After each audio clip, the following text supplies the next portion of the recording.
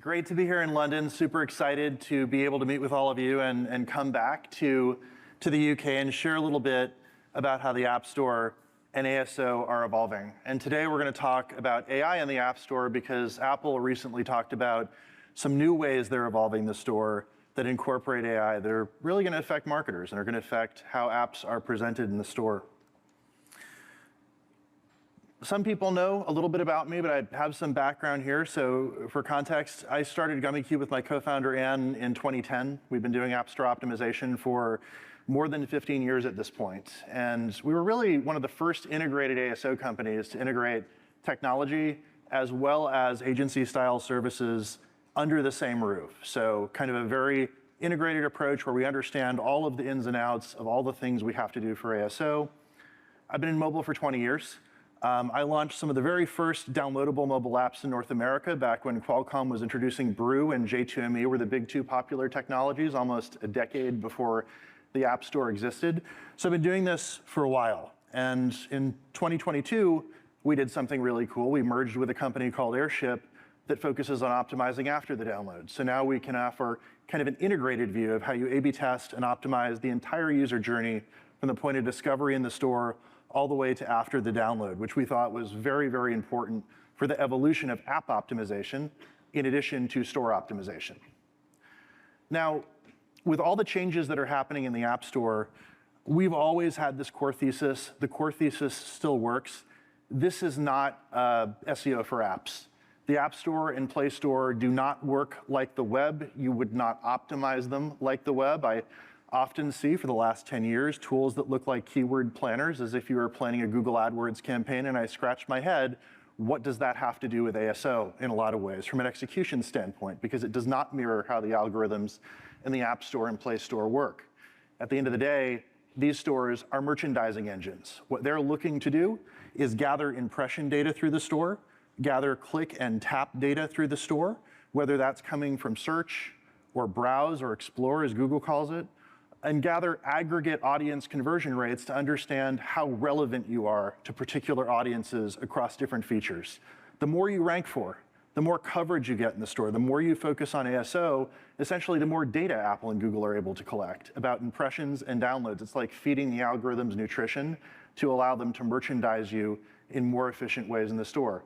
This sounds a lot more like Amazon.com and how it works and recommends products to users than web search, because it really is more like Amazon.com and e-commerce. Whoops.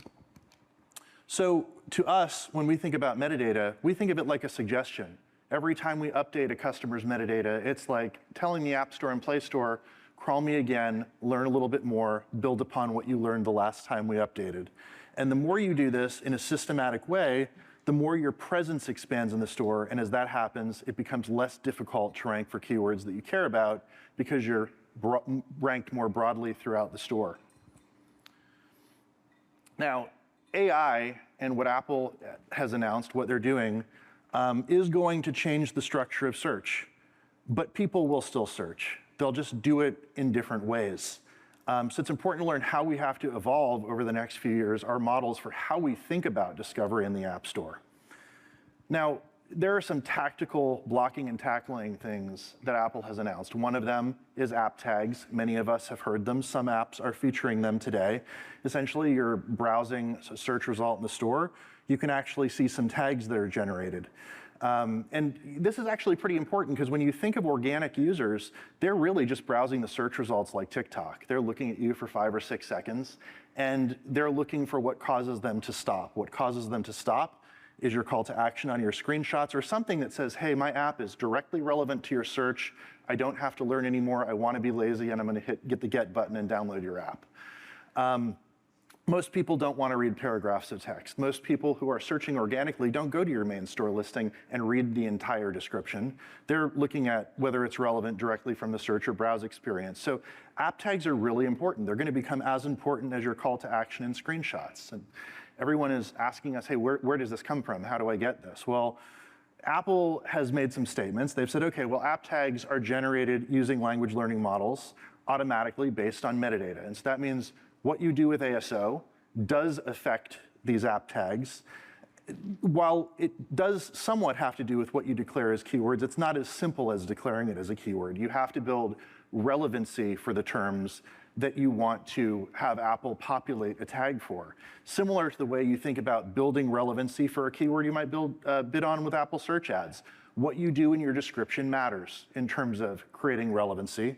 It's not necessarily relevant for what you target, but it does matter to build relevancy and increase the chance that Apple will put the tags that you're looking for here, just like it increases the chance that you'll be able to get a higher market share if you're bidding on a term within Apple search ads. So definitely declare the keywords, but think about how you incorporate within your description so that you have a higher chance of building relevancy and landing them. Also, think about the related terms you're ranking for. You know, if you really want karaoke to be an important tag for your app, you have to understand that there are a dozen other keywords related to karaoke where Apple builds its relevancy score. And if you don't rank for those as well, there is a lesser chance that you'll actually get that tag that you're looking for based on what we're looking at, based on our methodology. The other thing is we just want to share kind of our point of view on this, right? Users really do convert at first glance. It's pretty dramatic. We believe as much as 80% of organic users convert directly in the search result and don't go to the store listing. This is different from paid user acquisition. If you're running a lot of Facebook ads, of course you're optimizing the store listing to improve the yield in your campaigns. But when you're thinking about organic, you really want to figure out how do I cause more people to convert within the search result, because they're not going to go a step further, particularly on iOS. Now, keyword combinations are important, right? We've always believed phrases are important at Gummicube. What Apple has done, in addition to tags, is they've incorporated keyword combinations in their UI. A lot of people are noticing and asking questions about whether these keyword combinations function the same as natural search, meaning if I search for a phrase, do I get the same results as if I build that phrase using keyword combinations? And the answer is usually no.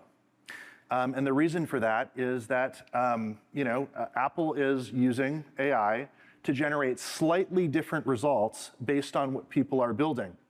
And that means that direct targeting, if you want to land in these search results, is not quite as effective. What you need to do is you need to have that broader view. Understand what phrases might be related to the features inside your app, and try to rank for all those phrases, because search is getting more diverse as a result of what Apple's doing. The more phrases that you can rank for, the more you build relevance around these terms associated with your features, the better chance you're gonna do well on some of these search results that are not direct search results that people are typing in on the first shot into the store. The other thing that everyone's talking about, and they're talking about this on the web as well as in mobile, is natural language search. And Apple is introducing natural language search in English-speaking countries, particularly the US, but it's going to expand globally. And this is really allowing people to go in and almost talk to the App Store to search. I'm looking for an app for a certain purpose, right? And Apple has to determine what's the intent there and what search results are we going to present the end user.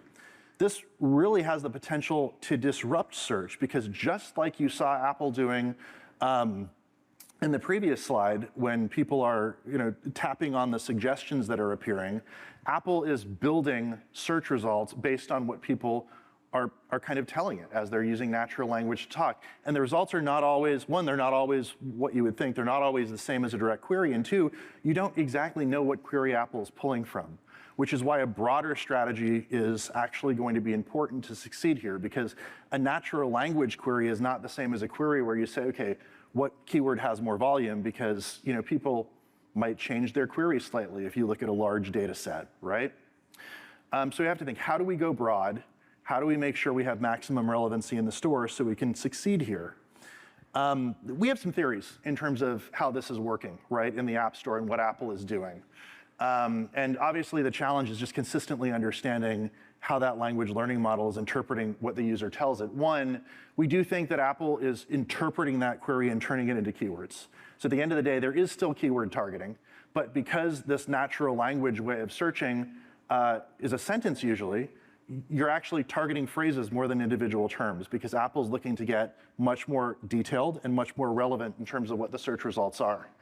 They've stated user intent matters, and whenever Apple uses the word intent, that means they're referencing their relevancy algorithm, right? So the less you rank for in the store, related to the audiences you're targeting, the less relevant your app is going to be. So that's why ASO is important from an iterative perspective. It's not once and done.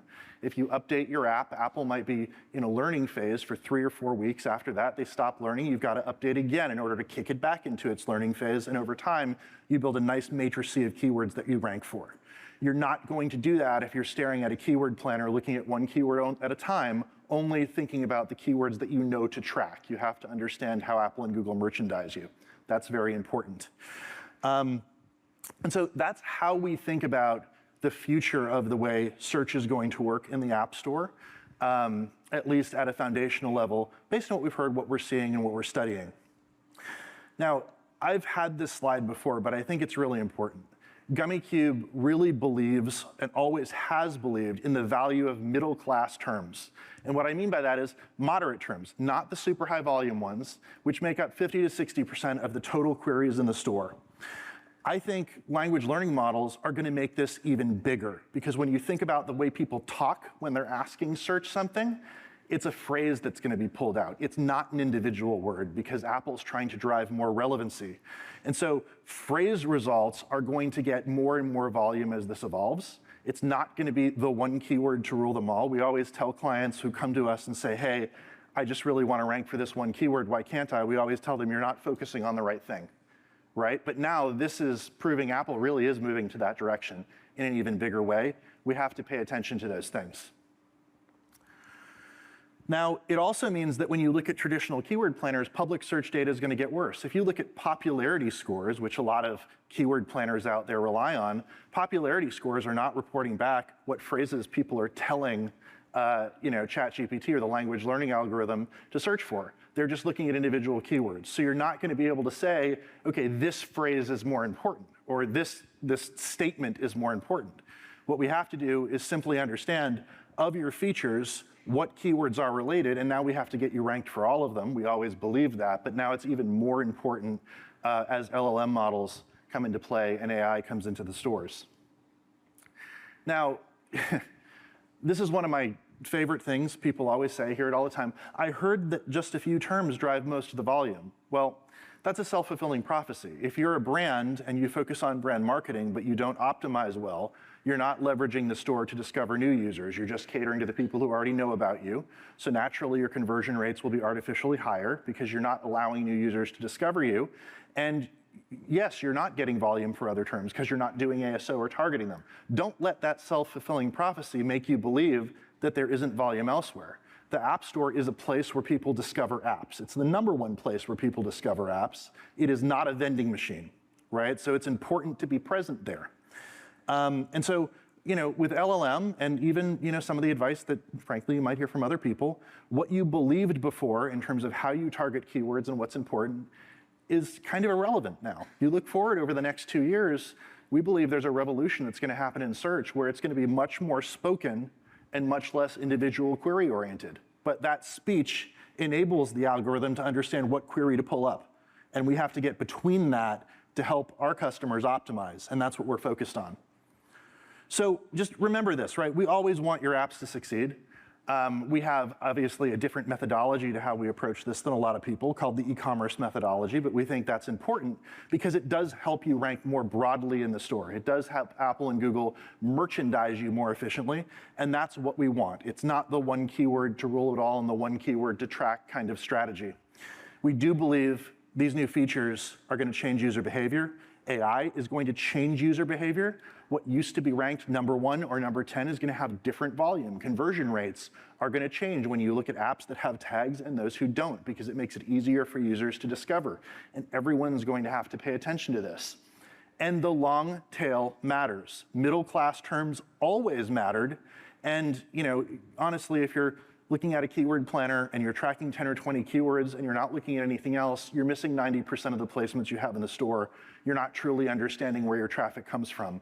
And that also goes for when you're looking at Google's dashboard and Google's telling you what keywords are most important based on the traffic you have, because that's based on how you're currently doing, not based on where you might aim to grow.